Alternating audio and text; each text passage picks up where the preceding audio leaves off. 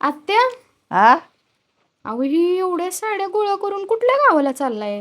अग साड्या नाही ते मग ही भात आहे तर भात म्हणजे काय असतं?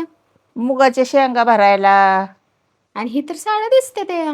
ही डाबळ शिवलंय. ती कशासाठी?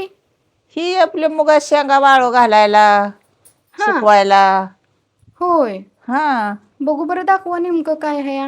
ही काय ही शिवलं ते भात रानातनं आणायच्या मुगाच्या शेंगा तोडून ह्याच्यात भरून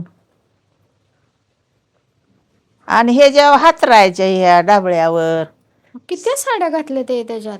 ह्याच्यात घातले ते की 3 साड्या.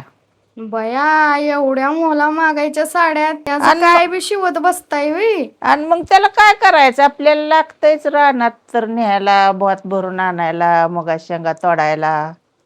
इथं सगळ्या बायकासनी साड्याचं टेन्शन आणि आमच्या आत्यासनी भात शिवायचं, डाबळी आणि मग शिवायची.